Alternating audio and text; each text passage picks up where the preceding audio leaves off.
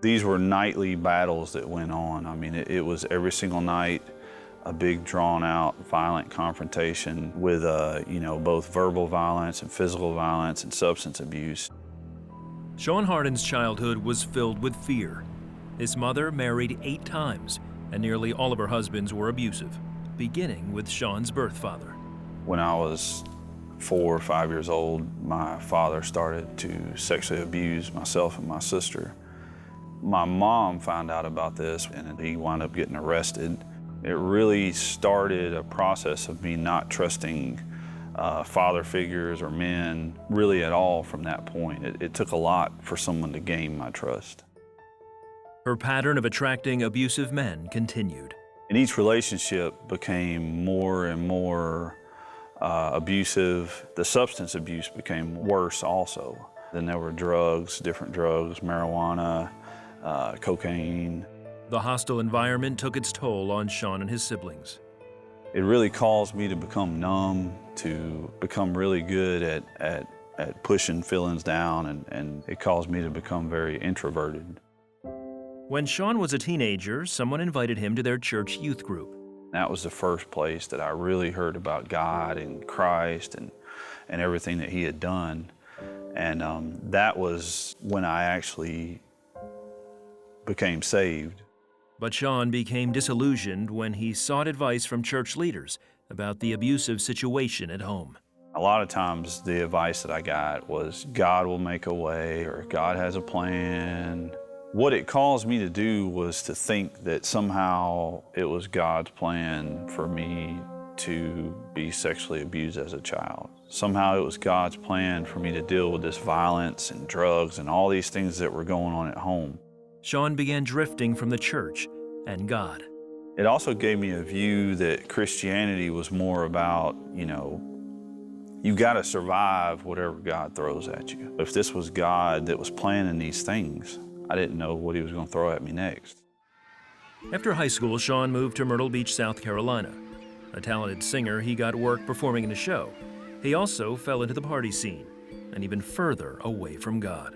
I got as far away from God as I'd ever been since I'd been saved. I got involved with drinking a lot. It was the beach, it was a vacation town, so it was a party lifestyle. I got involved with drugs. I was involved in all kinds of bad things when I was down there. I loved God, and I knew that Jesus died for me, but I kept them at such a distance that because I didn't really understand the relationship and how it's supposed to work. Sean's parents and younger siblings came to visit him for his 21st birthday party.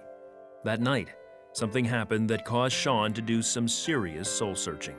My little brother and sister were upstairs sleeping on a sofa bed, and when I went upstairs, there were 2 people that were doing cocaine off the top of a TV that was about 5 feet from where my little brother and sister were sleeping. And it was at that moment that I realized I had become exactly what I knew that I wasn't supposed to become.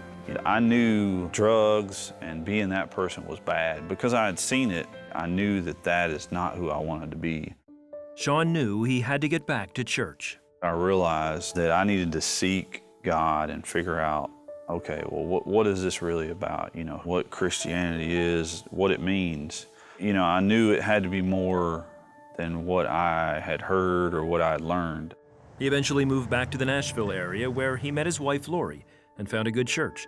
One Sunday, they heard a Bible verse that would change both of their lives. That was the first place that I ever heard Jeremiah 29:11, that says, I know the plans that I have for you, plans to prosper you, not to harm you, plans for hope and a future.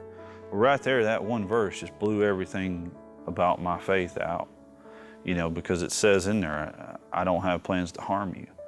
As we got more and more into the Word at church, and as both me and my wife learned more and more about what God says about us, I began to start praying more, really growing closer in my relationship.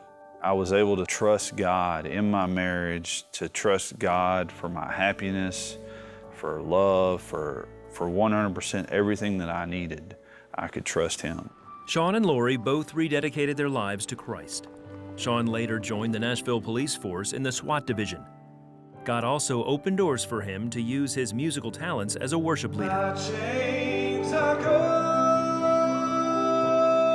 Today, Sean finally knows who he really is in Christ.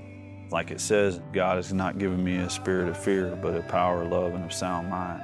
Now I know that I am not an abused kid. I am not any of those things that happened to me in my past. I am who God says that I am. My identity comes from God, and my identity is in Christ and what He has done for me. Amazing grace.